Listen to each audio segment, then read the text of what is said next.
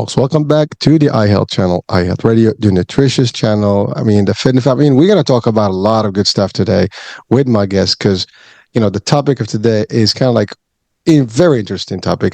I actually I love it personally, but it ties into our how our body works with food and nutrition. But really, now we're going to talk about maybe the lack of, or maybe the deprivation of, or maybe a concept that helps the body kind of retriggers itself and do better for its own and kind of reset and trigger all that good stuff that probably be missing. And I'm being a little suspicious here because I don't want to give it all out.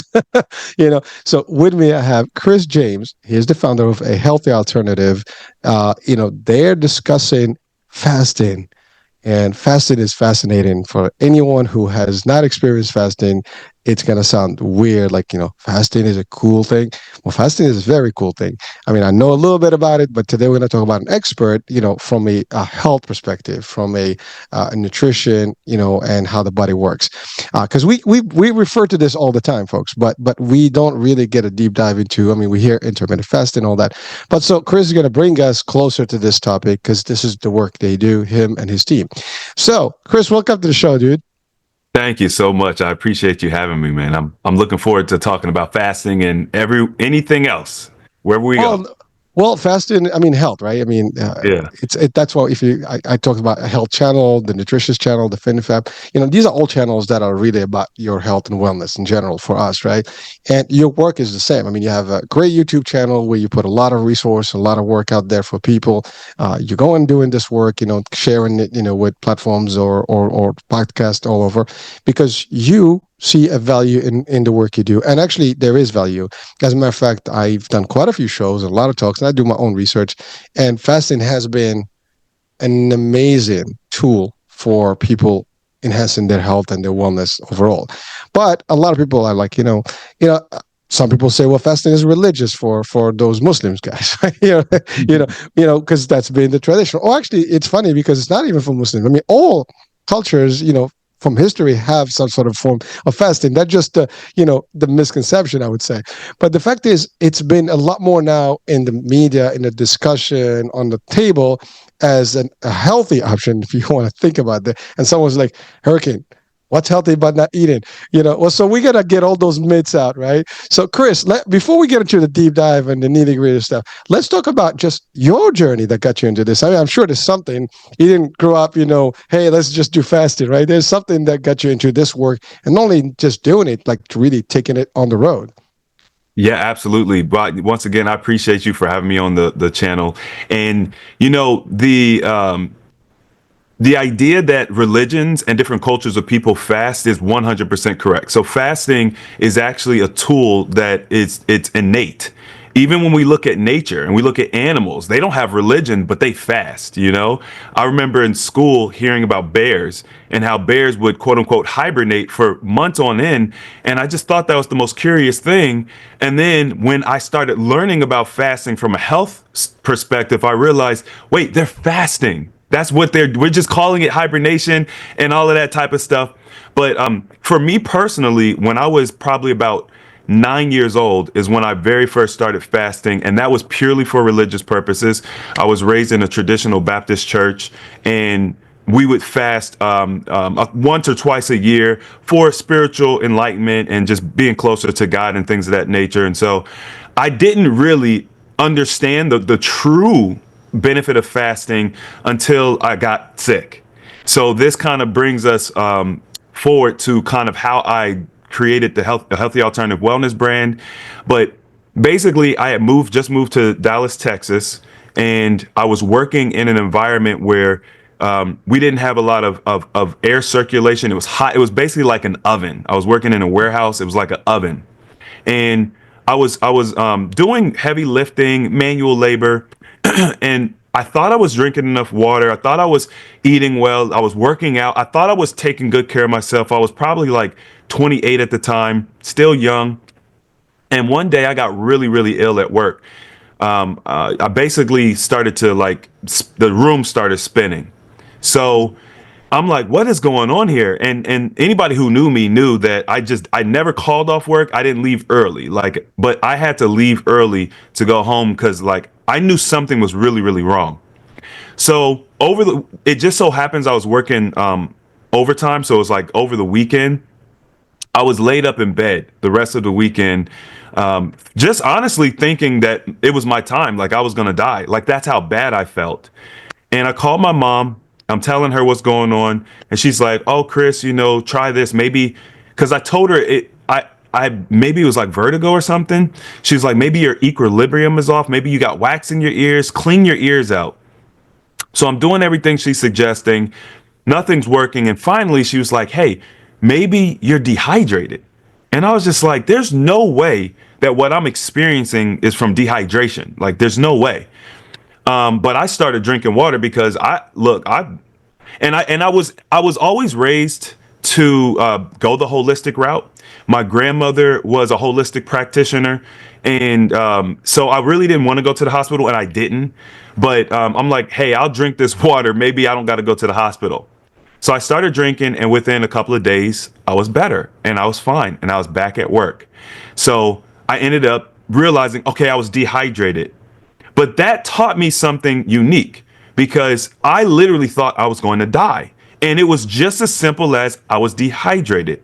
So now fast forward, I'm still in the trade. I'm an electrician. I'm working in the field now. I'm not in the warehouse, but I'm around these guys that are all between 5 to 20 years older than me.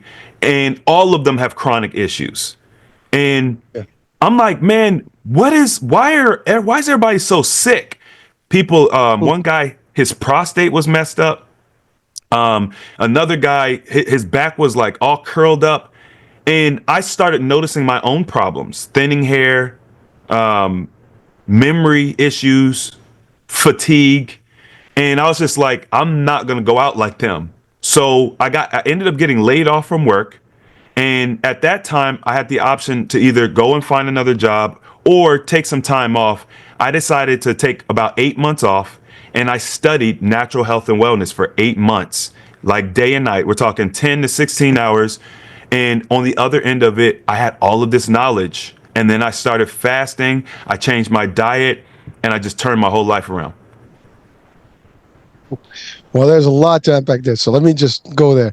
Well, first of all, it's amazing the example of what happened to you specifically about water, and that's actually very common for people. They think they have enough hydration, and we're not taking. I mean, there is a statement that everything is water is like the source of life, right? And everything in us, we're like 73-75% of water, as humans, right? And so that percentage is core to our survival and vitality and motion, everything. And you're right. So if you're working in the heat, I mean, you're basically depleting all that water fast. Your cells are just, starving, and that's it. I mean, not for food, but for water, and they're just kind of like collapsing on you. And so that became a problem. And again, you kind of did your thing. You went back and you rehydrated. You were good. But then I love what you said about and by the way, so the point I was going to make there is that, folks, you got to take care of your water no matter where you are. You may think that you have enough water. There's a lot of talk about water. There's even diets that are water diets, right? But you got to be careful. Too much water can be a problem. Little water can be a problem. You got to know what that mix is. And there's so much stuff that I heard about it. And we're going to ask Chris to tell us more what may be a good formula. But you have to, because there's depletion of nutrients that also can happen of stuff. There's all kind of stuff. You can overwork your kidneys. I'm not a doctor, but just what I've been getting from experts, it's a lot of stuff. So you do your due diligence and stuff. But again, water is the source of life. You need to have it. You can't just go without it. Otherwise, you'll feel the effects of it. Even in your skin, your hair, as you said, there's many things. But I want to tie that into what you said. You're right. I mean, today, we are not healthy overall. I mean, in me included, no matter what we do, there is you feel that there's something missing because of the type of nutrition we have, where we get our food, the chemicals, the toxins, the environment. I mean, we're surrounded with bad stuff all around us. And even though, like, for example, you had a holistic approach in life in terms of, your family stuff, there's still impact. I mean, you're working out there, you're going to eat junk, right? I mean, that's just the standard, for all of us. We work fast, work out in the street, you're going to, grab things quick, express food, right? Fast food. Just get in, shove it, and move. Most of that stuff got no nutrient, impact, zero, or just bad toxins, bad coloring, bad stuff. Which would now finally we have a little bit of awakening out there, and there's a lot more talk about this. And it's becoming a lot more of a topic of the hour. Even the FDA I think they announced recently, that they're removing some of those colors that were there. But I mean, that's just maybe like not even the tip of the iceberg. That's like a little speck, in the spectrum of really the big picture and the problem, right? So we get all these things that are happening to us. And we don't even understand. I mean, I've had great, guests that talked about, such as yourself. You're going to talk a lot more about this today, but that talked about the idea of literally working in this world of nutrition with, almost no education. Because the doctors, for example, I was told, and you may correct me because you have probably more knowledge on this, but I was told from many people that even the doctors themselves stated that they don't get enough nutrition education or diet education in their med school stuff. Now again, it could be just I don't know, some portion. I mean, there are different schools, right? But I'm not going to judge. But the fact, even if there is a percentage, that means these percentage of doctors that graduate from these kind of institutions may not have enough knowledge about it. Therefore, they may not even inquire about what this.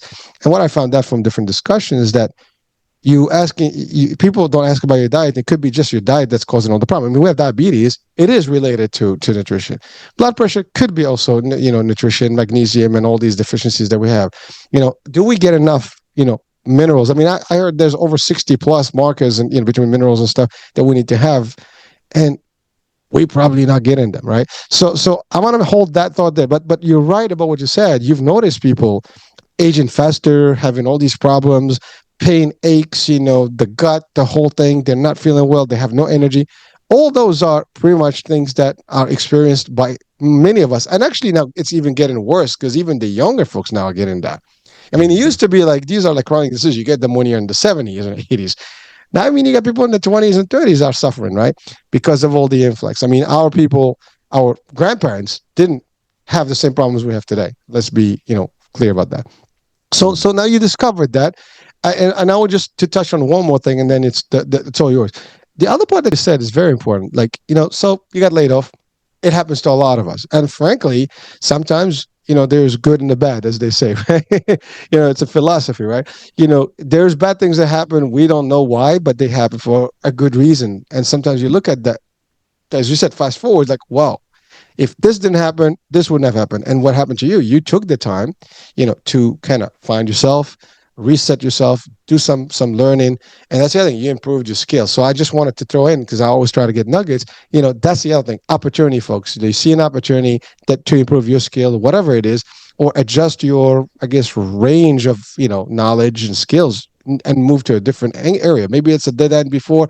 Now it's not. It opened up, and it did. I mean, you started a whole new movement, a new wave, and you're doing the work, right? So it changed the dynamics. So I wanted to first congratulate you for doing that, but also for our audiences. If you feel stuck, folks, we have thousands and thousands of examples that come across us that sometimes we'll be like, well, maybe you need to hear the story to say, like, maybe it's happening to me now. And therefore, don't lose hope. Just figure yourself out and you'll find it. So that I'll hold with that. So now you discovered, you did your education, you became who you are, and you started this wellness thing. Now let's talk about, what did you discover in terms of our nutrition? I kind of mentioned a lot of bad things about our nutrition, but really, what is it that you found about the way we ate, the way we consume the nutrition pieces, and then why fasting specifically? Yeah, well, that's a good question. I discovered, it's interesting. One of my taglines is that my goal with a healthy alternative is to help people navigate all of the pitfalls as it relates to nutrition. So as you mentioned earlier, when we go to mainstream medical practices and we think we want to go there to get healing, what we are actually doing is we're going there for treatment. And those are two different things. So that was one of the first things I learned, is the difference between healing and treatment. Healing is about finding root cause. What is causing your overall dis-ease? Treatment is about managing symptoms. And once we understand that we are going to our mechanic for legal problems, then we switch the professional that we're working with, right? Like, when it's very clear and it's black and white, okay, I have a flat tire, I need to go to a mechanic. Oh, I got pulled over, I need to go to a lawyer. With the traditional health industry right now, it's convoluted. We think if we get, stabbed or cut and we need a stitch, we got to go to them. But also we think that if we have diabetes, we need to go to them. It depends on what you want, right? And so what I would say is the first question you need to ask yourself is, what do I want? Do I want healing or do I want treatment? And depending on which one you want, which it's not a right or wrong thing. There are some people that want to take a pill, right? Because what I teach is lifestyle change. So it takes a lot more work to manage and change your lifestyle and change habits versus just being able to take a pill. But when it comes to diet and nutrition, it is a very deep rabbit hole because, okay, the first thing that you're going to hear is, okay, you need to eat more fruits and vegetables, or you need to eat lean meat, or you need to start counting your calories. And like, there's a lot of traditional wisdom. If you want to lose weight, calories in, calories out. And there's so much nuance in all of that. That's why people get confused about diet. What diet's good? Then you have the diet where you can, get your blood tested and eat for your blood type, right? There's all these different ways to eat, and it's super confusing. And really, I think it needs to boil down to something that's very natural. Like, what's natural? So I do this exercise with people and I'll ask them, I say, hey, you're in a jungle, okay? You've been blindfolded. You're flown across the world. You're in a jungle. You have no tools. You don't know where civilization is. You literally are naked. You just have your hands and your eyes and your ears, right? And in front of you, you have a pig, right? Well, just your traditional pink little pig you see at the farm, and then you have a mango tree. So now I'm asking you, which one do you go to eat? Which one makes the most sense to you? Like, using your senses. And if you want to, you could play along. Which one would you go for? I would go with the mango, but so, I'm more into that kind of concept of, I think it's healthier as food, but I do get the idea. Like, to your point, if you are starving and you need your protein, mango is not going to do that for you. Protein is important for you. So, there's that. That's a very good question, and it's a tricky one. Depends on who you are as a person. But really, it is like for me, maybe I wouldn't go there. I'll go to fish if I find some fish. But but you're right. It's the first thing that's in front of you, right?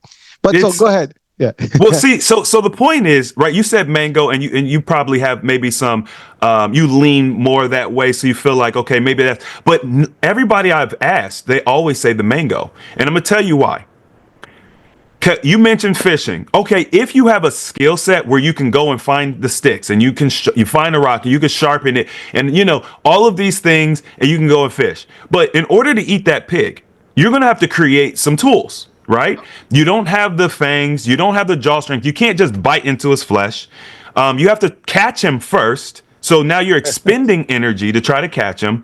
And then most of us want to cook it. We don't eat raw pig, right? So you've got to be able to build a fire. There's all of these things that you need, all these tools you need to eat that pig. Whereas with the mango tree, number one, it's low hanging fruit. Literally, it's vibrant. It's going to provide nutrition, sustenance, water. Okay, you have all the tools you need to bite into it if you want. If you want to peel it, everything you need, you can get that mango right now. And you could fill up on tools and stuff. You could do that. The thing is, when we're given an opportunity, or we're put in a position like that, our natural instincts are going to take over. So even if you don't like mangoes, you're going to eat the mango. It's literally the low hanging fruit, right? Our body is designed. Maybe you're not in shape. Maybe you can't catch the pig. Maybe you don't know how to create a trap. There's all of these different things that we have to do in order to get that pig, whereas the mango is just sitting there. It's sweet. It's water. You eat the pig, you're going to be thirsty. There's no water. You don't know where you are. You don't know what, you know what I'm saying? So I believe that when we go down to the least common denominator and we look at what makes the most sense, when you look at a mother, right? A mother just birthed a child. The breast milk is sweet. Sugar is something that our body needs. So you get the sugar from a mango as well. And I think at the end of the day, we overcomplicate the whole nutrition thing. So we need hydration for detoxification. Like if your cells are inflamed, they're not hydrated, the toxins are not getting out. We need hydration, as you mentioned, we're 70+% water. We need it. It makes up all of our body, the fat, the brain, everything. And at the end of the day, what's got the highest water content? Like what food has the highest water content? It's fruit. So fruit is a basic fundamental food that makes sense. Now, I know about the carnivore diet and I know about other diets and things that are available to us. We live in a modern society, but at the core, if you even if you look at like low glycemic fruit, because I know some people are like, oh, the sugar. The sugar from fruit is digested by the body and metabolized different from like white granulated sugar. So that's two different things. But you can even go with low glycemic fruit if you want. Cucumber. There's almost no sugar. It's bell peppers, very little sugar. There's plenty of low glycemic fruits that are great for everybody. And so what is good to eat? I think that. And then of course we can go deeper into, organic versus GMO versus conventional. And I don't know how deep you want to go into that. Well, no. There's great stuff there. And I mean, listen, this whole exercise you did is an awesome thing. I mean, by the way, you caught me there. I mean, I wanted to address the idea of the protein piece because you need that, but you really hit it right there. I mean, obviously the first instant I said the mango because to your point, it's sweeter. It's going to give you the energy boost and whatever you need, and you can get a couple of them so you can sustain. You're right. The pig is not just going, hey, take me. I'm cool here, and just whatever you want, grab a bite. Right? It doesn't work that way. So you got to hunt, right? So it is different. But you're right. It is in real life. We have the same problem. We have a lot of choices. I mean, you go to the supermarket. We have a problem. I mean, you got a lot of bag stuff that you're talking about. How deep we go. I mean, that stuff is all based on in a lab. It's all made in a lab. I mean, for the most part. I mean, every aisle that's in a box, a product that's in a box or in a jar or in a can, there's a good chance it was kind of processed somewhere with a lot of stuff to put it in there. And that shelf life is 2 or 3 years, sometimes even 10 years. Things don't go bad. It's bad for you. In nature, we don't have that problem. Really, you can eat it live. But even nature today has been destroyed because mankind is mankind, right? We kind of destroy, more than we can, produce good stuff, right? Sadly, we've destroyed our soils. We've put in all those chemicals, all those roundups and things that are being now discussed in media. So we have a lot of problems there. But you're right. There's different, type of, and by the way, I love what you said about, the sugars is different, for example, when you have from fruits because the way it's fructose and the way it operates in the body compared to, what do you call it? Like the real glucose that comes from, by the way, granulated sugar to me is not real sugar. I mean, that's not how the sugar is in nature. I mean, that's actually processed and it's a drug. I mean, it does look white too. So I'm just no pun intended, folks, but it is a drug. And if you get used to it, you will want more of it. And now they hide it with, I think I heard there's like 200 names for sugar, that they kind of. So you get a sugar content and you get all the other carbohydrates and all under that's all sugar as well, corn syrup and you name it, and so there's a lot of tricking that's been happening in our food system and we have problems. And by the way, the concept that you said, like if you were actually, we all go back to nature, we all will probably be healthier because we will definitely have better choices. And yes, if we do want to get the meat, we're going to work for it. So actually we're going to burn some calories. We're going to put some muscles, so it's going to be like, these people that lived, in back in the days, they really got up and worked. I mean, we sit all the day now. I mean, most of us are sitting behind, a desk, a computer, doing some work in an office. Maybe we get a half hour if we're lucky, at the gym or maybe walking. I mean, and maybe not many of us. So you talked about, people that you work with, maybe they were working with their hands, but still, I'm sure that there's a lot of downtime when they go home, whatever, they just couch and TV and hey, let's flip, on a Netflix channel. Like you said a key word earlier, lifestyle. Our lifestyle sucks as a humanity today. Most of us, I would say. Obviously, some people have been awakened and they're awake and they're like, oh, what the hell happened here? We got to do something about this. And they do it. They're changing themselves, such as yourself. Not only changing yourself making this a word for the world, really, as spreading the message and some good guidance, as to how to do this and maybe what the best way to do it. So that changes the dynamics. So I think I've went deeper, in that hole with you here, but but certainly go whatever you want, because you have a lot more insights as to what those areas are and how we can prevent them. So go for it. Okay. Well, once again, back on the topic of like the pitfalls, right? So you start changing your diet. The first thing you're going to do is start reading labels. If you do research on the labels and the ingredients and the different certificates or certifications that are on these labels, you'll start to learn that a lot of what you thought you knew is wrong. Meaning, if it says non-GMO, that's a certification. It doesn't mean healthy. It doesn't mean good. It's a standard. There's a standard set by the FDA that you have to meet in order to get that certification. All of those things can be, kind of cheated, or like it doesn't mean healthy. So you can go to your grocery store and you can get the non-GMO stuff. You can get the vegan stuff. You could get all these labels, but they're not necessarily what you think they're going to be. Also, when you start reading the label and you see all of these weird terms and weird words, stuff you cannot pronounce, you'll find they're all chemicals. They're all synthetic chemicals that are usually, like you had mentioned earlier, they're stabilizers. So, they want the food or whatever, the food stuff to be able to stay on the shelf for 2-3 years, 10 years. A lot of it is for coloring. They use psychology against us. So I don't know if you're aware of this, but like a lot of the fast food chains, the colors they use for their branding are very specific. Yeah, like yellow and red create hunger and appetite. So if you think about some of the most popular fast food chains, they use those colors, yellow and red. All of them. I think all of them. Like all of them, right? It's not by coincidence. It's on purpose. Now, on the other side, you can also use, there's a color blue, a shade of blue that sates you. And so you'll see in camping equipment, people will have like blue, little tiny saucers, blue saucers, and that's designed to sate you, so decrease the appetite. So they use these tools against us, which is why you see all these crazy bright colors in the food. It's designed to get you addicted to the product, give you dopamine hits, so you come back for more. I think you had mentioned earlier, when you look at the white granulated sugar, which, by the way, there is a narrative out there right now that white granulated sugar is good for you. And while I cannot dispute that there may be some beneficial features of consuming it, the narrative that it's good for you and you should eat it is just crazy. But I literally just saw a video where somebody was talking about that. But they use sugar in food.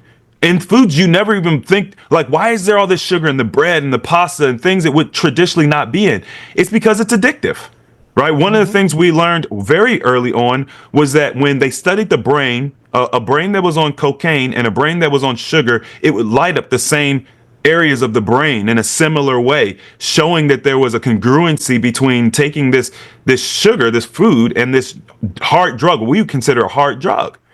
And so there's an addictive aspect of the foods. I used to, when we growing up, we didn't have a lot of money. And so, we would use like antenna TV, like the antenna TV, right? And so we only got a couple of shows, but one of the networks we got, like we would get reruns of Seinfeld all the time, which like, it's weird. Like, I think it's a hilarious show, but in one of the episodes, Kramer, which is one of the main characters, he's acting and he's at this scene, he's at the bar and he's supposed to eat this pretzel and he's supposed to just say, these pretzels are making me thirsty, right?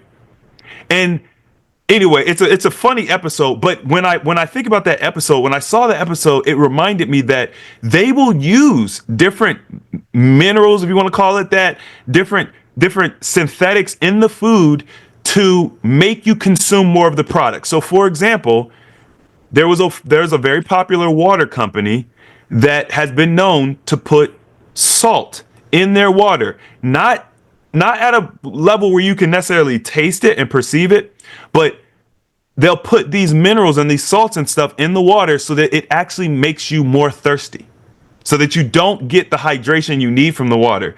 Because why? They want you to drink another bottle. And so this is the type of stuff that's going on, which is why I decided that, ultimately I was like, you can get really frustrated and upset about all this, but really you just need to be intentional about where you get your food. Shopping at the grocery stores that are like small local grocery stores. Maybe they import from farmers markets or local farms, or just going to farmers markets. That's a great option. Or just growing your own food. And that's why I started my garden because, as I was like probably 5, 6 years into this journey, I realized if I really want to control what I put in my mouth, I'm gonna have to grow it because then I know it's not got the pesticides and all the craziness in it. And you can put the intention towards that. You don't have to do it now, right? It's all about baby steps. But eventually you could just put in your mind, you know what, one day I'm gonna start a garden.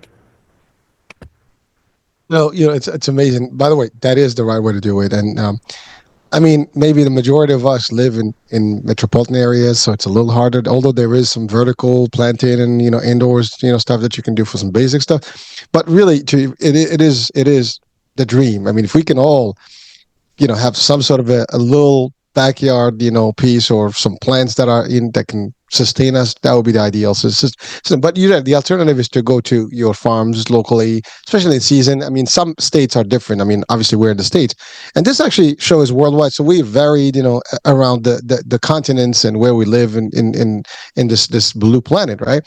We have different parts of the world. Some people have sun all the time and they can do a little bit more and they have more, ability to do these things. Some countries have less of what we're talking about here in terms of the additives and the all these things, the add-ons that are in our foods and stuff. But you're right.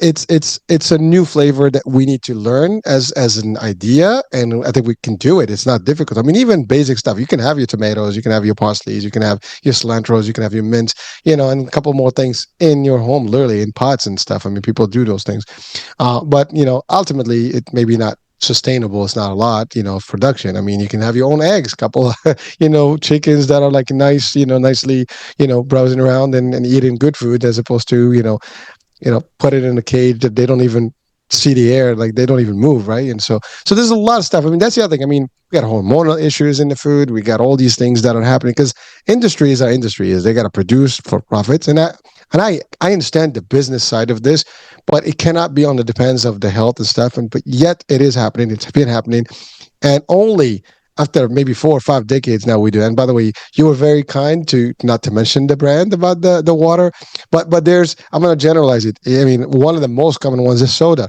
You drink soda, it's salty and it's sweet. So you keep drinking. You can go through a liter, 2 liters in without even thinking about it. And you're just like, oh yeah. And especially when it's cold, you're just going to keep gobbling that stuff. And you're still going to feed yourself in the same position. You're still thirsty. And that's just one example. In the food, I mean, we eat it. It's sweet. And then you end up buying more stuff. You're talking about pretzel at the bar. I mean, that's actually typical to have these things in the bar because you're going to keep drinking, right?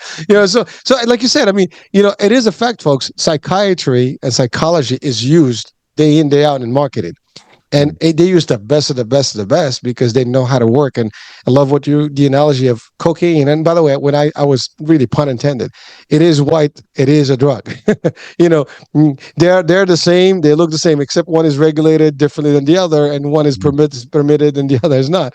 I mean, it is even permitted, but we can talk about that in politics and how it all works. There's a whole trade going on there. So it's a business opportunity as well. So there's a lot of stuff that's happening. And we just have, folks, we're not against anything here, but the idea is you can be better. You can do, things for yourself and your family and maybe share the wealth with others who are willing to. Not everybody is willing to. And again, to your point earlier, you want to have that treatment, or you want to have that actual source problem and figure out and heal it, right? So, and I think that's really the main thing. I mean, yes, we do need the doctors because they have a role, when you get sick. I mean, you're going to get sick somehow for many other reasons. You do need someone to fix that problem. But there are things that are preventable. And if you actually did the right thing, there's very less chance for you to wind up in. You can go for minor stuff, but you're not going to go for the heavy stuff that's really going to destroy your life, your quality of life. That's the other thing, quality of life. Because if you're really not doing good, your body sucks. You can't, walk. You can't, sleep well. You can't do anything. You can't even bend down to get your shoes tied. I mean, all this stuff. You can't dress up correctly. You can't walk. You're breathing hard. Your heart. I mean, all those things are not quality of life, right?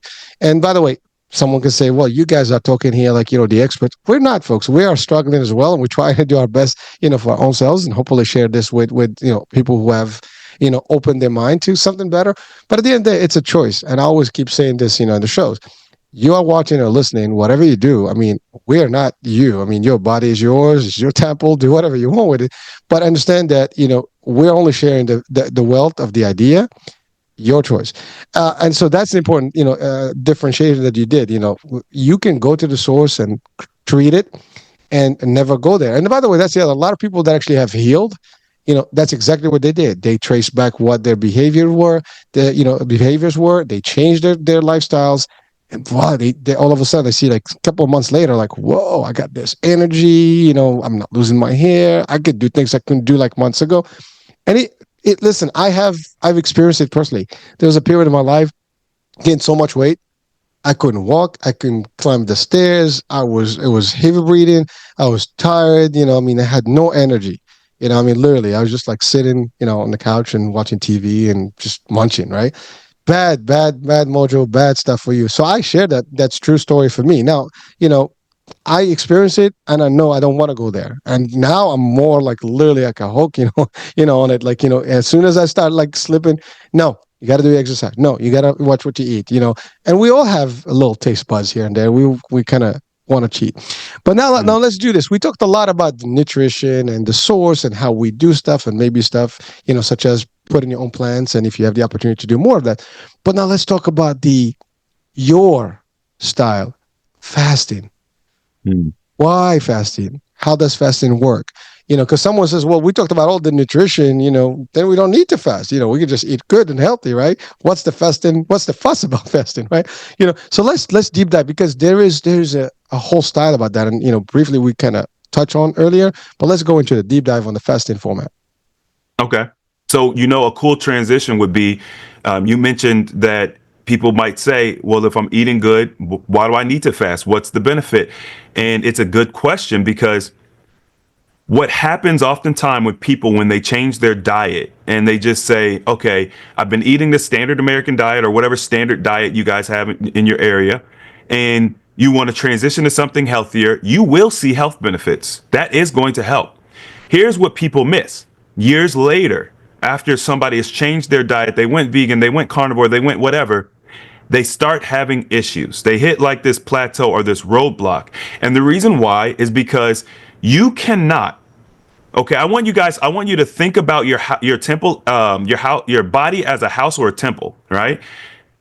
If you eat pizza, you have soda and beer, you have cookies, and every time you eat, you don't put the food or the trash in the trash can, you just throw it on the floor. When you get angry or you have a fight, an argument with somebody, instead of going and decompressing in a healthy way, you punch holes in the wall, right? So you're destroying your home. And then one day you have a come to Jesus moment and you're like, you know what? I need to do better. I'm going to start from now on. I'm going to put the food, when I eat my food, I'm going to put the trash in the trash can. I'm going to stop punching holes in the wall, and you stop damaging your home. Well, you never fixed the holes that you put in the wall in the first place. You never cleaned up the floor. The floor is still full of trash. You just made the decision you're not going to do that anymore. But you don't go and you don't clean it up. And so where fasting comes into play is that we're going to go in, we're going to clean up that mess. We're going to do spring cleaning. We're going to change our habits, yes. But we're also going to clean up the damage that we did prior. And so that's really the reason why you want to do fasting and dietary changes or lifestyle changes. And fasting has many different, there's different ways to do it, different terms. So the basic fast, right? What I would call the original fast is no eating and no drinking for a certain period of time. You're going to predetermine a period of time. It could be sun up to sundown. It could be 24 hours. It could be 48 hours. It could be 72 hours. You're going to pick a predetermined period of time. You're not going to eat or drink. Now, they would call that like soft dry fasting in our modern time. A hard dry fast is where not only do you not eat or drink for that period of time, you don't come in contact with water, which means no showering, no brushing your teeth, none of that, right? So that's a hard dry fast. That is the original or the traditional fast. In modern times, we've made water fasting the more well accepted fasting method. So even in the terminology, you hear fasting, you hear water fasting. Well, that means you're fasting while supplementing with water. Okay. And you could put anything in front of the word fasting and it'll be fasting, but you're supplementing with that other thing. So water fasting, juice fasting, fruit fasting, right? So you're supplementing with this other thing while just drinking water. So all of these fasting types are all beneficial. They're all a little different, but what we find in our experience when it comes to weight loss, when it comes to how quickly you can reverse disease, dry fasting, whether soft or hard, is about 3 times more efficient than water fasting. And dry fasting is actually more easy for a lot of people to do because your digestive system goes completely to rest when you dry fast. And so you don't get hunger pangs, right? Whereas with water fasting, juice fasting, mono fasting, you're consuming something. So even if you're consuming water, you think, well, Chris, it's water. We are water. Your body's going to absorb it. No, actually, your body doesn't absorb H2O. Your body uses structured water. So you actually get that, you would get that from eating your fruit, and that's H3O2. It's 2 different chemical compounds. So when you drink water, the body has to convert that water into a structured water so that you can then utilize it and get the benefit of it. So I say all that to say that dry fasting is actually a little easier. However, new fasters, we never start them with dry fasting. We always start with water, juice, or fruit because we want to ease you into it. And we want to build what we call your fasting muscle, right? And there's a lot that comes along with it. I'm going to give you an opportunity to kind of poke around if you want before we move on. Yeah. Well, that's fascinating. You know, and by the way, there's a couple of things that you touch on, and one of them is, again, you talk about all those diets. I love that the analogy of the house that you destroyed, and then all of a sudden, like, I'm not going to destroy the house. Well, you got to fix what you destroyed first. I mean, I love that. That's great. You know, but you know, you folks, you got to take that to the bank, and that applies to everything in our lives, right? You can't, in a relationship, you name it. If you're destroying stuff, you can't just kind of like, okay, we're cool today. You got to fix what you did before, and hope, you know, for forgiveness, right? But in the context of fasting, right? You're right. I mean, water fasting, you still drink, and your body, I mean, the stomach is still operational, right? So it's kind of like working. As you said, when you stop everything, yeah, the stomach just kind of cools down, and in time it's not going to be like, you know, all over you, right? You know, and certainly that's another thing. Your brain now is kind of like, you know, relaxing as well. There's no more hits in the sugars and all the stuff. There's a lot of stuff, but you're right. It's not you can't just cold turkey in and just like do it. It's going to be rough, folks. I mean, anyone who's actually tried fasting, you know, first days, I mean, sometimes you get headaches because, you know, you're going to have, you know, all these chemical reaction that are depleting from your body, especially depends on the time of, you know, how long you're going to be, right? I mean, I've the longest I've done was maybe like 18 hours. Actually, I think I did that about 24 hours once. And, you know, it is a long day. You don't think about it, but it does feel, you know, especially in the summertime, you know, it's hot, you know, you got to keep cool. You can't be in too much heat because then you'll really dehydrate quick. And so that's not always good for you. So there's different ways. And again, I'm not the expert here, but you're right. There's diets. This is to go into what you said earlier. There's all these different modalities in diets, right? And diets are not consistent. You can't possibly be dieting all your life. I mean, I have yet to find someone who's been dieting for 30 plus 40 years in one formula. They switch things around. They get tired, you know, and there's all new things. Oh, we're going to try this one. Diet it's a cool thing. It helps you. But there's all other things. I mean, there's sleeping, for example. There is exercise, and these are other things we can tack in. But really, just the fasting its own, that's really the thing. I mean, as you said, it's the cleansing of the body. And by the way, it has been documented. You fast, you cleanse. Period and out. Your body's got detoxification is happening. Your body, your liver is taking a chill.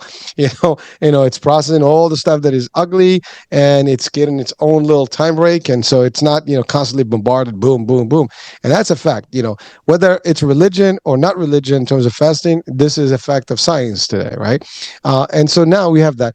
But you're right. The concept of how to get someone through the process, you know, requires some of ease in, and you do that. And the other thing is, when you do fasting, now this is a question for you, Chris.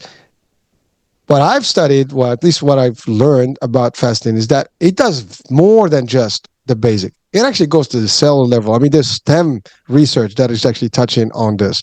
So, can you expand on that? I mean, because there's a lot of talk right now about deep fasting, long fasting, even like in some cures of some illnesses such as cancer and some other heavy stuff, where fasting has been, kind of used as a tool to destroy those cells because you deprive them from all the sugars and the, whatever they eat up, and therefore their cells they don't survive. These cells kind of like are free radicals as they call them. They don't make it, and so let's expand in there. What is your take on that? In terms of stem cells, activation and healing process and even cure. Great question. And if you want, later on, we could talk about a client that I actually recently worked with who was dealing with cancer, and we can kind of talk about that situation. But fasting is this big secret because they don't want you to know that you can actually generate your own stem cells. So when by the time you're about 30, 35, your stem cell production reduces by about 40%. So compared to your 12-year-old self who's bursting with stem cells, energy, you fall, you cut yourself, body repairs, boom, you can do whatever, no problem. By the time, and this is this day and age, right? If we would have looked at this maybe 50 years ago, it'd be different. But right now, we're almost at half of our stem cell production.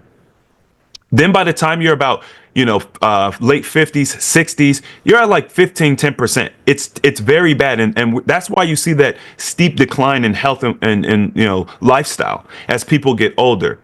So what fasting has the ability to do is upregulate your natural stem cell production. And that's very important because, number one, it helps to reduce metabolic age. So now right now, mid 30s, you're really presenting as what we would have looked at as a probably 50-year-old person, not even just 20, 30 years ago, right? In your 30s, you're presenting as a 50-year-old person. And so through fasting, we can help to reverse that metabolic age. So you're going to look younger. Your skin is going to smooth out. Your cognitive function is going to come back. The thin hair is going to stop. You're going to see all of these benefits. Now, obviously, what you mentioned before is autophagy, where you utilize fasting as a tool to upregulate autophagy. And autophagy is just a process that happens in the body. They call it self-eating. But I don't think that's a great description, because what it actually is doing is it's recycling the cells, the damaged cells, the mutated cells, the dead cells, the waste. It's recycling that, which is really great because it's not just discarding it and getting rid of it. It's breaking down. It's pulling out what can be reused. It's discarding what's no good. So it's efficient. And you get, when the longer you fast. So when you talk about like deep fasting, that's really what I promote. Like, I'm not really a big promoter of what they call intermittent fasting, where you would fast for 16 hours or 18 hours a day. I think those are great tools for maintenance.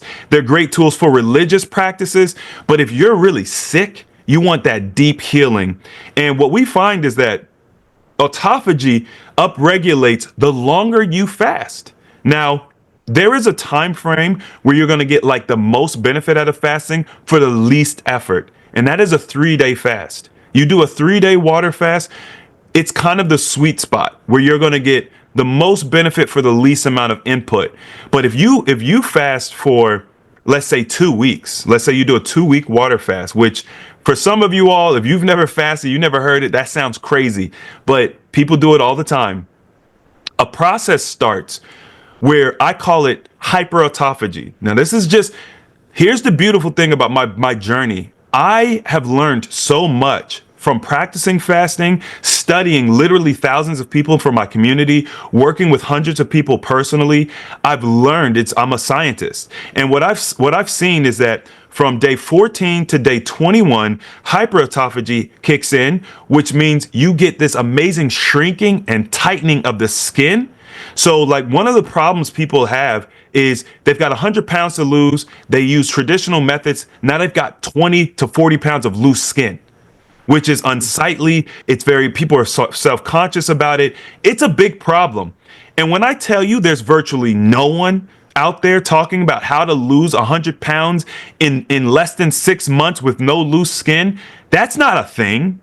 Right? So when I very first started learning about long-term fasting, I realized hyperautophagy happens on day 14 and it extends to day 21, where the body shrinks and tightens. One of my brothers, on one of the first long-term fasts we did, he lost I can't remember the exact amount, but it was 4 to 6 inches in one day off his waist. One day. That's how powerful it is. So once I learned about how the body functions, I started utilizing that as a tool and saying, hey, you want to lose 100 pounds in less than 6 months? Utilize fasting, and you need to do it this specific way. And if you do, you get these incredible outcomes. So another great tool, and see, this one is important to understand, because people think, okay, Chris, I'm doing this long fasting. What about my muscle? Right? The body's gonna eat the muscle. Well, no, it's not. And the reason why is because at just 48 hours of fasting, your human growth hormone upregulates to nearly 2,000% what it typically would produce. So the HGH hormone is going to protect your muscle. It's going to protect your lean mass, and that's not all it does. So when we talk about healing, restoration, you got autophagy, you've got human growth hormone, you've got stem cell production. So now you've got accelerated wound healing. You've got repair of systems that mainstream methods will tell you, you cannot repair this. Well, no, you can't repair it with a pill, or you can't repair it with a surgery. But if you give the body the resources and space it needs, it can repair the damage. It can reduce tumors. It can reduce cysts. It can reduce polyps, right? And so you have this amazing chemical cocktail that the body creates to help you repair very rapidly. And so that's some of the science behind fasting. Well, you listen, I mean, it's pretty interesting and really amazing. I mean, just to hear you talk about it and how it operates. But you're right. I mean, there's all these excitements that are happening in your cell level, right? You know, and cellular level is really where it's all happening, right? The system is just rebooting itself. And that's the other thing. Like, many people sometimes don't realize that. Your body takes enough. You know, I had one time an autoimmune system specialist, and he did say this very clearly. The human body can rectify itself. If you give it the right conditions, the right time, it will take care of itself. It's designed to do that. The problem is we're bombarding this body every day from left and right and stuff, and we don't give it a minute to actually kind of pause and relax. And even when we do it the wrong way. So it's not enough to actually catch up. I mean, it's always working overtime. You know, if we give it the time to reset and reboost, and reboot, everything else can line up. Now, someone says, well, Hurricane, why don't you try it yourself? Well, listen, I mean, I can try it, and I've been trying a lot of things. And frankly, I am looking at more and more options to keep, this going right, at the right direction. Now, someone says, well, you know what? I'm going to go on my own time, the way I want it. Of course, folks, again, let's remember this. Everybody's free to do whatever they want. But I can tell you this by experience. I have seen, and I see my parents, my mom, for example, going through her older age. It is very difficult to see someone that you love, for example, going through real hardship, in their own vitality, right? Mm-hmm. And really depleting and not being as alive as they should be, right? In terms of the dynamics. And, it's not a picture you want to see, folks, or an experience, right? So this is just a personal, touch that, you know what? You want to live the best and the healthiest and the most vital life until the end. And yes, we will end, and you know what? It's okay.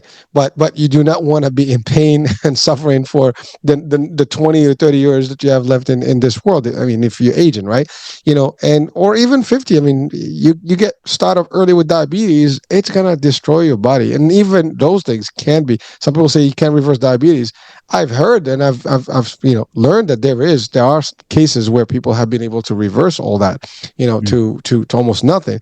you're talking about, and I would love for you actually to share, the idea of your customer who actually has been dealing with cancer and, started the fasting.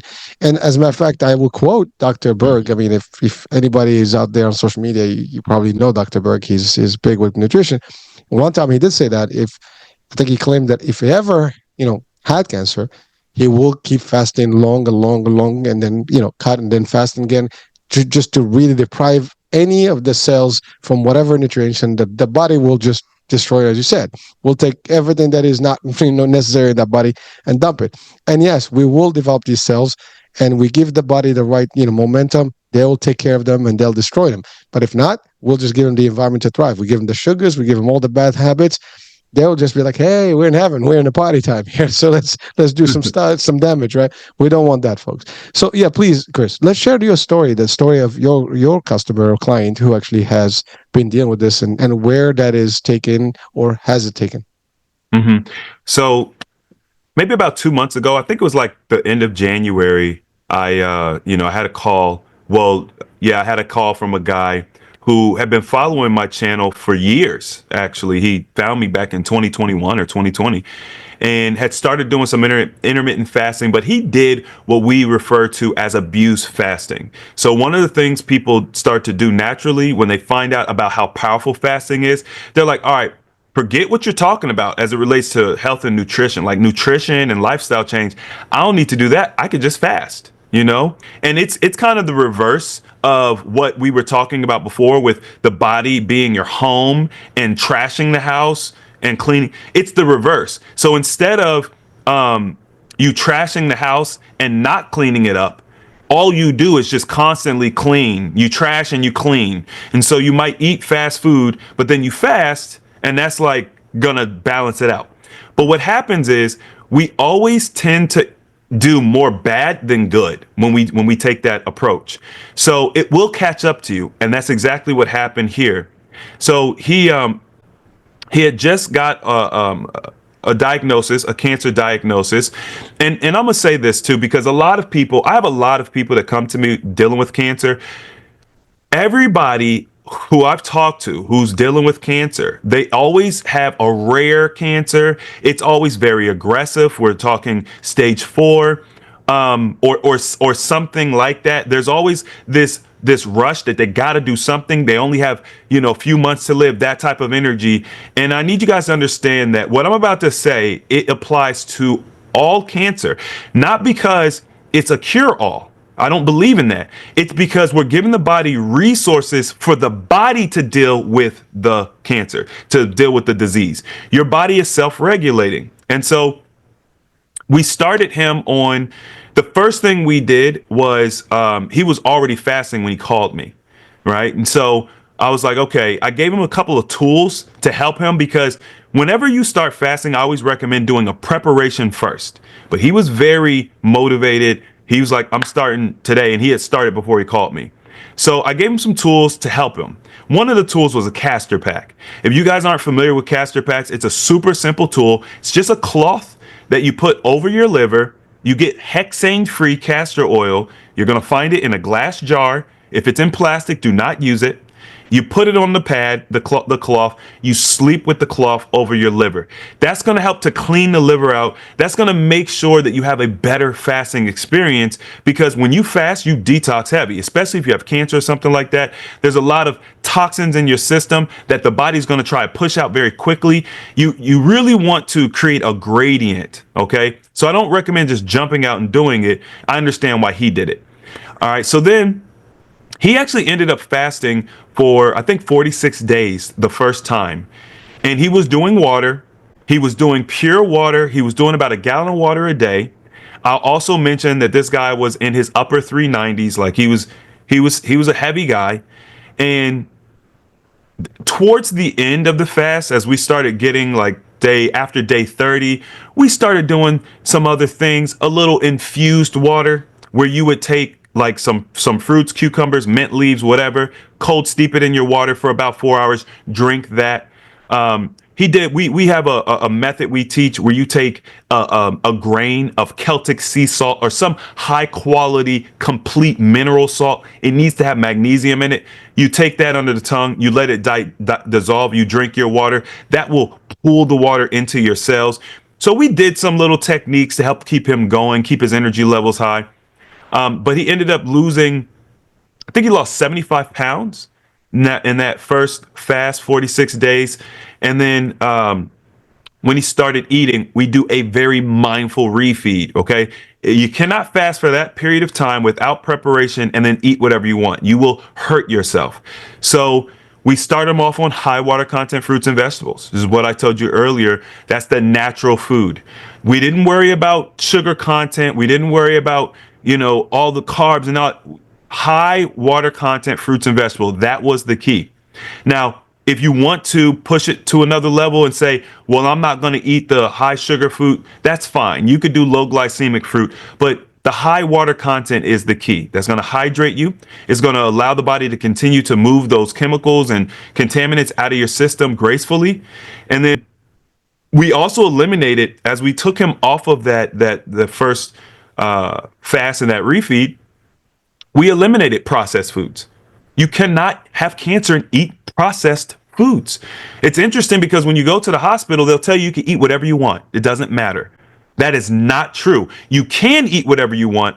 However, there's a cost you pay for that. So we took processed foods off the table. We got rid of refined sugars. We were talking about sugar earlier, right? We took that off the table. I also had him get rid of dairy.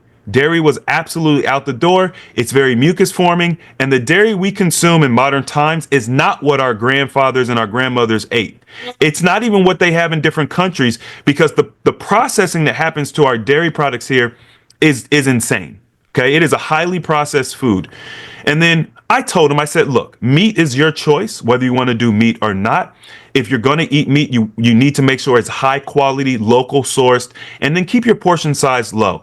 He decided not to do the meat, so he didn't do the meat. But, for those, some people do want to do the meat, you need to source it really well. Don't eat a ton of it.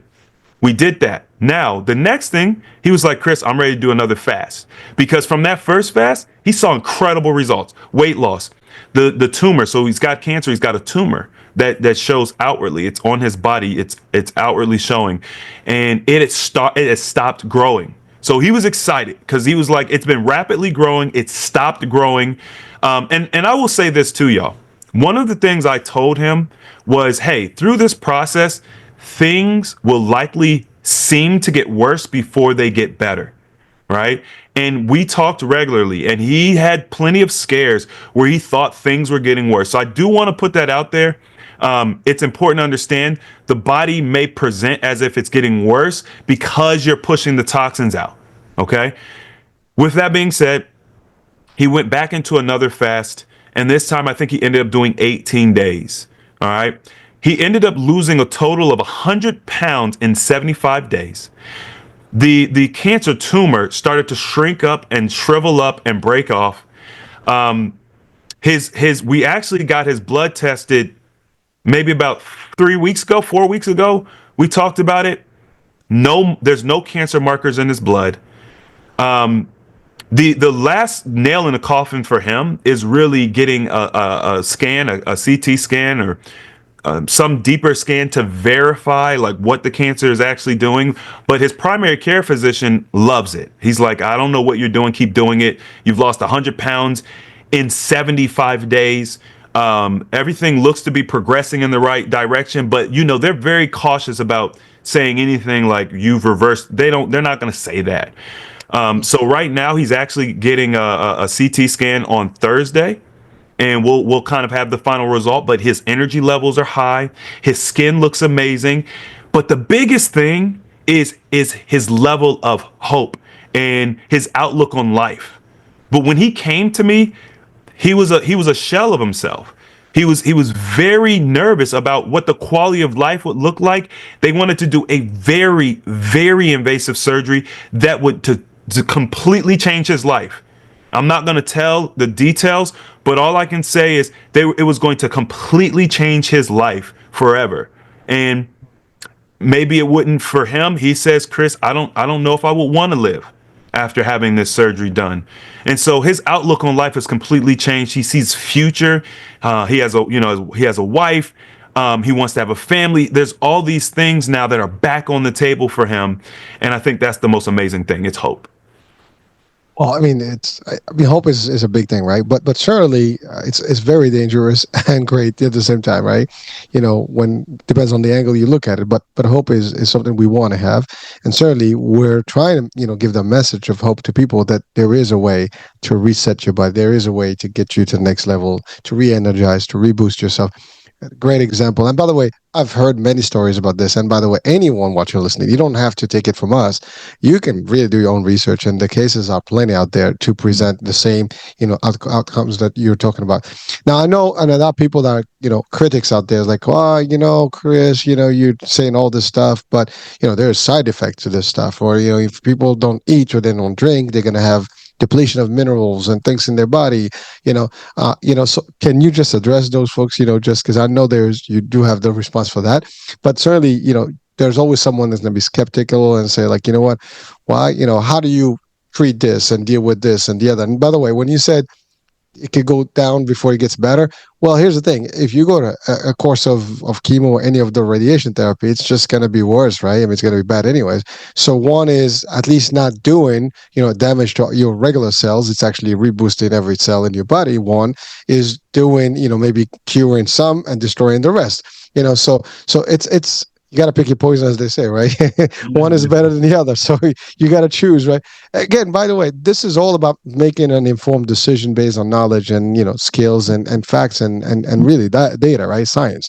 So what would you say to those critics? I mean, because, maybe someone that's in the medical space and says, you know what?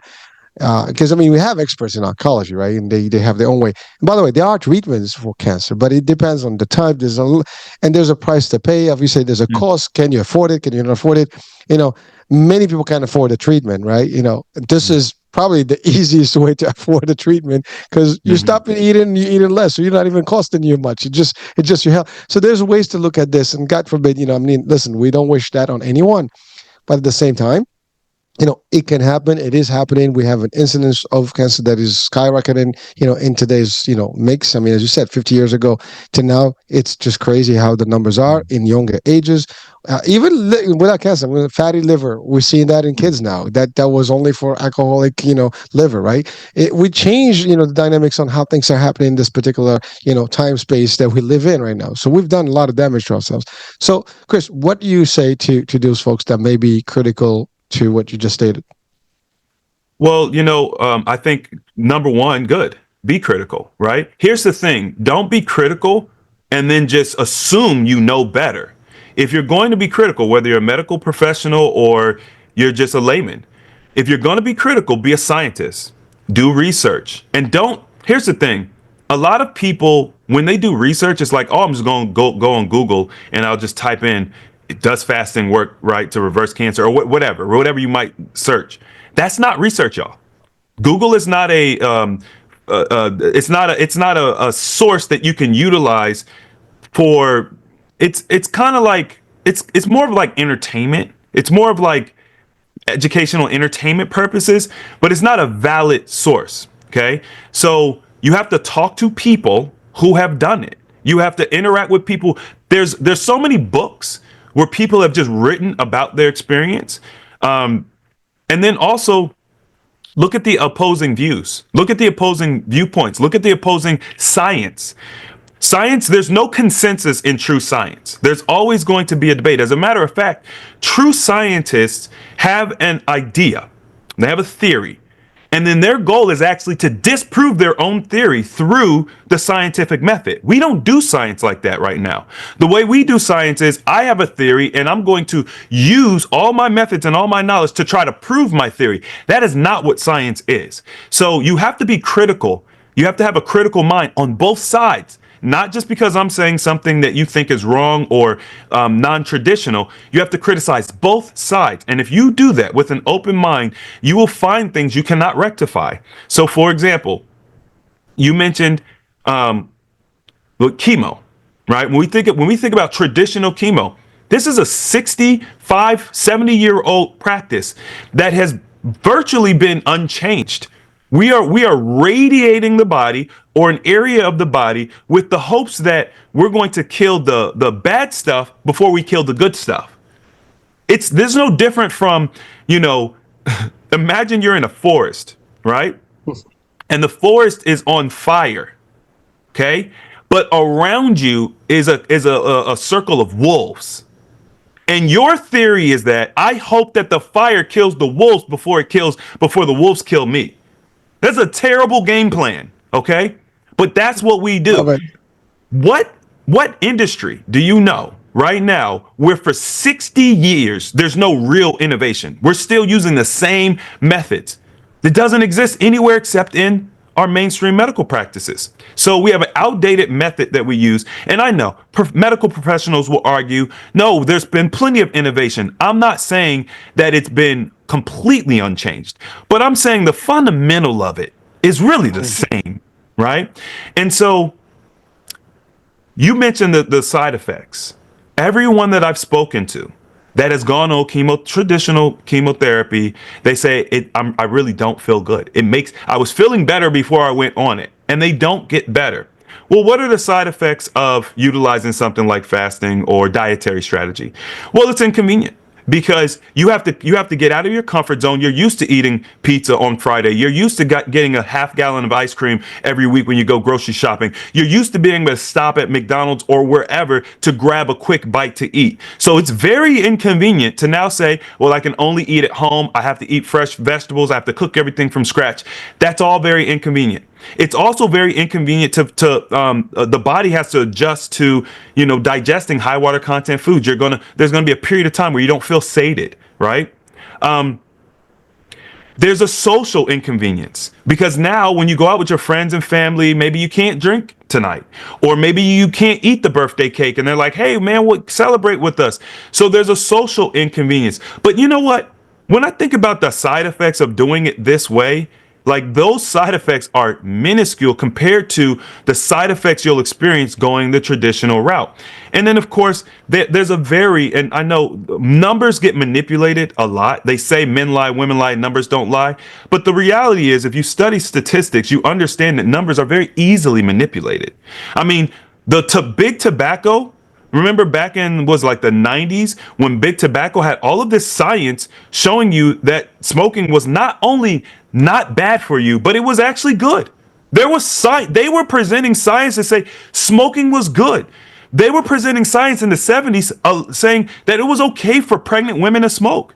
And then we learned that the science was wrong, right? Or the science had changed later on. No, the science was always the science. But just like men lie and women lie, numbers can be manipulated.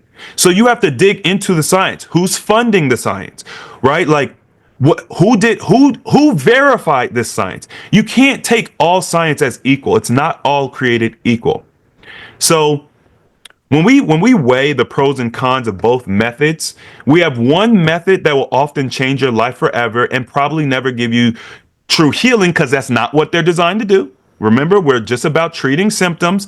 So you see a lot of people, they get some type of remission, but then it comes back. And oftentimes it comes back more aggressive. I'll tell you something else too. Part of the process that they use to even verify that you have cancer, it actually disrupts the body's natural protection mechanisms that it creates, and it will cause it to spread. So, Oopsies. My grandmother, when I was much younger, she told me that, Chris, when they try to cut a tumor out, they're disrupting the body's natural process. See, when you have a tumor, inside that tumor, which is why they have to poke inside, that's where all the cancerous cells are. That's where all the mutated stuff is. But surrounding that is a quarantine of healthy cells. So the body takes all the bad cells, it puts it in quarantine, and it enshrouds it in healthy cells and encapsulates it and protects the body from those cells, right? That's great. That's smart. Now you keep eating the toxic stuff. You keep contaminating your body, so it keeps growing, right? You put more trash in, the body puts it in the waste, the landfill. When you poke it with a needle, so you can get your biopsy done, you open it up. And now all that those toxic cells leach out, and now you see it spread, right? And that's what happens oftentimes. But when you go to the root cause, so you say, okay, instead of poking it and zapping it with lasers, I'm going to say, well, let me stop putting the toxic stuff in my body in the first place. Well, they tell you that cancer eats sugar. Okay. So if it feeds off of sugar, maybe we should stop putting sugar. And when we say sugar, we're talking about the processed, refined, granulated sugar. Maybe we should stop putting that in our body, right? We quote unquote starve cancer. But what's actually happening is cancer is actually helping prolong your standard, your quality of life, and your longevity. The body is using cancer as a defense mechanism to your poor habits. If you did not develop the cancer, you would actually expire much more quickly. You would experience much more rapid disease and decline in the body. So the body is using cancer to eat up all of the toxic stuff you're putting in your system.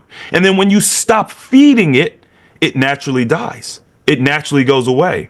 And so it's not so crazy to understand how the body works. The body's very simple, right? But ultimately, anybody who says, Chris, you don't know what you're talking about.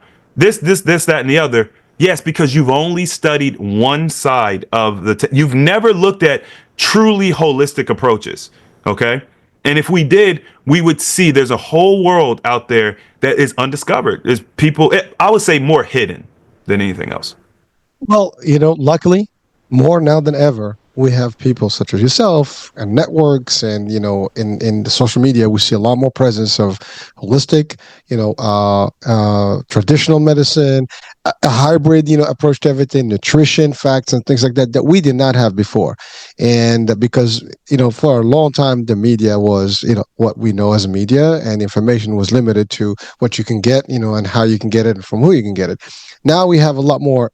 Some people say, well, everybody's an expert.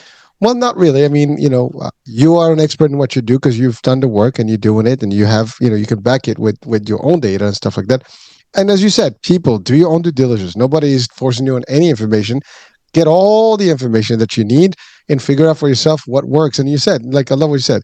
Google is just an engine of information. So it's what you do and how you go about the information, how deep dive you go into the information, and which source, and do you combine all of that, doing a full analysis. To your point, numbers can also be skewed. Listen, I'm in the sales, and any graph can actually go up and down, depends on how you want to present it. You can make any kind of statistical approach, to data that you want to actually present, right? Good or bad, you can suppress certain things, to can make it, look good, whatever. There's so many things, so many factors that can be, and people are good with numbers, out there. And there's statisticians, there are, like accountants, and people that are finance, savvy, that can do all kind of stuff. But anyways, this is the fact of reality we live in. Your approach is definitely making a difference. You're changing things, and you are using something that is pretty natural, easy to use. Yes, it's not, obviously the longer you do this, it's going to be difficult. It's someone who's lived 40, 50 years and never had a fast day, and they're just going to start into this journey. It's going to be a little bit difficult, but that's everything else. Like if you go to the gym, you think it's going to be easy? You haven't worked out, a day in your life, and you're just going to go hit the machines, and you're going to think like, oh, cool. You're going to be in pain for days, so it's the same thing. And that goes for everything, it's just a practical, piece of things that you have to actually go through the process. But certainly, you look at the pros and cons of both sides, this is a much easier option than the other, right? Easier on cost, easier on the outcomes, easier on the body, maybe not as easy, but it is, right, in a way. So you do that. So that's what you guys have to do, folks. Now, Chris, I know you do the work. So what do you do specifically with customers? Are you available to customers and clients all over the world, or specifically in the US? How can they reach out to you, and what program do you have to offer? Okay, so we have an entire suite of options available. Okay, starting from completely free, because when I very first developed my brand, I wanted to make sure that people had access to this. I think that health is a basic fundamental right as a human being. We should be able to be healthy, right? So you guys can go to my YouTube channel, A Healthy Alternative, where I give out tons. I mean, I'm in year 8. I'm going on year 9 of giving out information for free through YouTube. I also have a community. It's called AHA Community. So you put in www.ahacommunities.com. And it's like it's a free membership area that you can come and learn and fellowship with other people, like-minded individuals who are on their own wellness journey. So when it comes to, like I mentioned earlier, you want primary sources, right? So if you're going to do your due diligence to learn what works and what doesn't work, talk to the people that are doing it so that you can hear their story, and that's available. Now we also offer consultations, right? So if you wanted to, consult with me and do a deep dive into what it is you have going on. People like to get into specifics, like, okay, Chris, I know you said XYZ, but what about this? This is what's happening to me.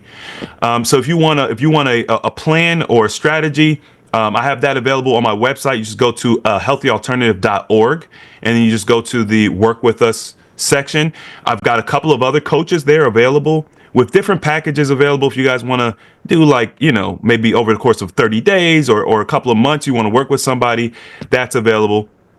But one of the really unique things that we do, which I don't think anybody else is out here doing it at the scale we do it, we do fasting challenges. It's one of our premier programs. And for a small registration fee, you come and you get a full PDF guide. You learn about what the fast entails, what to eat, right? We do live coaching. It's an incredible experience. But I tell people the best part about it is doing it with the literal hundreds of other people. Whenever we have these challenges, there's hundreds of other people in these challenges, and it's like you feel at home. You're not alone. You're not crazy. And so they're the sixth man of the year, and we actually host these challenges fairly regularly, every couple of months.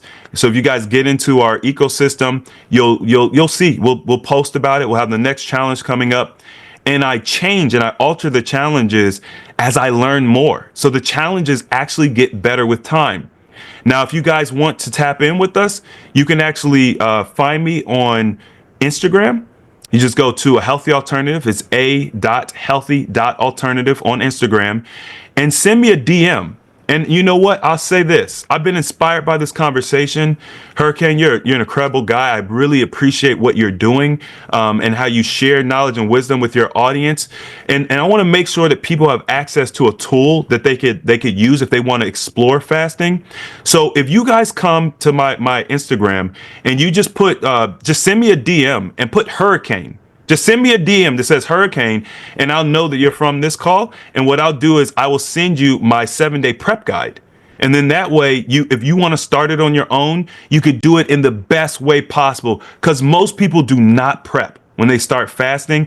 And that's what makes the transition so difficult. So I would love to share that with your audience and hopefully help you guys. Well, thank you so much. First of all, kind words, as well as, great gesture. And, people, hey, take the advantage of this. If you, see that, DM, get it, get a guide. I mean, it's going to help you and determine and see if this is going to work for you. I mean, I think it could work for anyone out there. Now, just one last thing, because I know people sometimes, we hear this all the time, don't start any regimen of anything without consulting with your primary doctor. I mean, you're not opposed to that. People will have to make that decision on their own. I'm assuming that's what people have to do, right? So it's no big deal.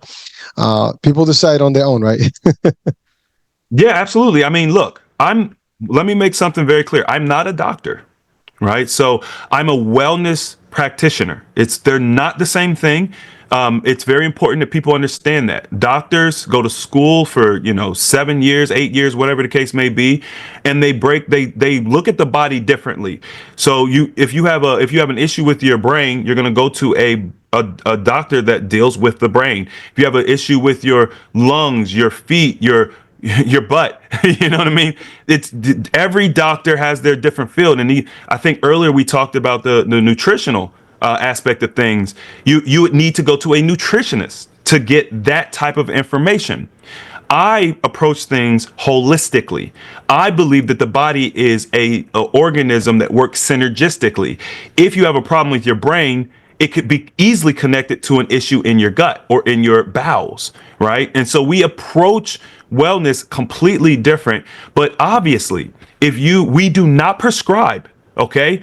So if you're on different medications, you have to consult with your doctor, because that's once again, it goes back to the lawyer versus the mechanic thing. Those are two different. Don't come to me about prescriptions. Don't come to me about any of that stuff. Go consult your primary care physician. And look, I'm gonna tell you this as well. If you ask them, hey, I heard about this guy Chris James. He's talking about fasting. What do you think? They probably either have not heard of fasting or have not done research on fasting.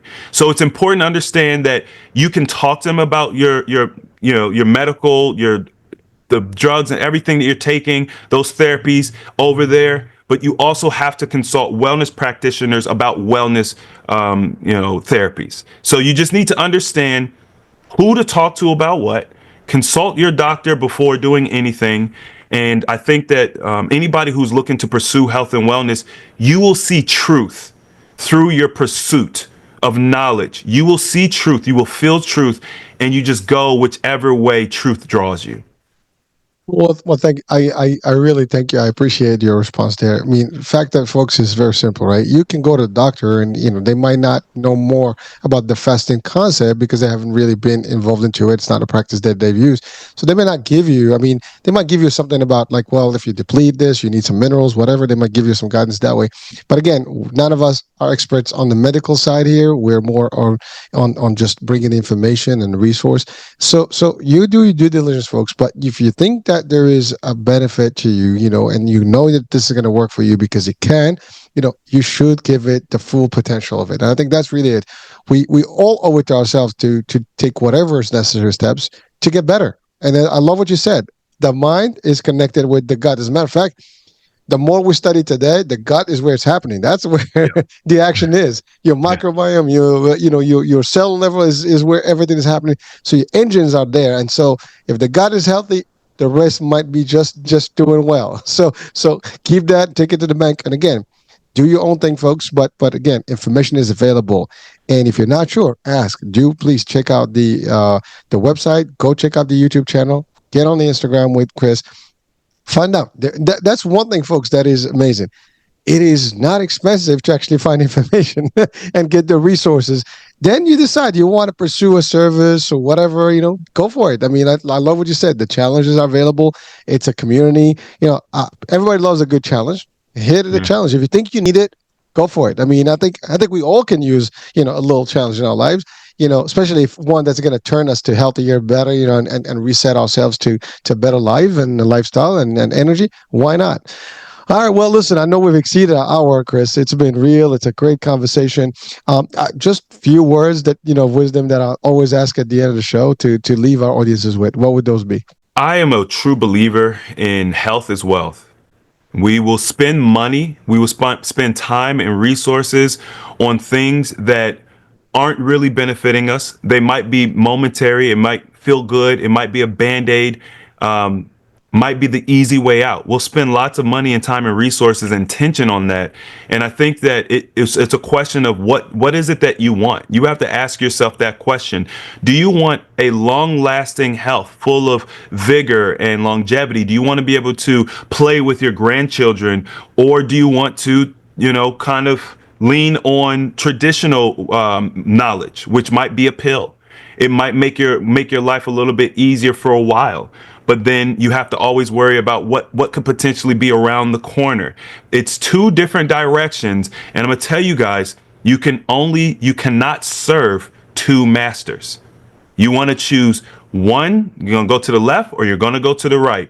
If you try to straddle that line down the middle, you're not going to get the outcomes that you want. And so figure out what you want. And if it's health, if it's wellness, if it's longevity, and it's all the things we talked about today, dive in, learn, research, be intentional.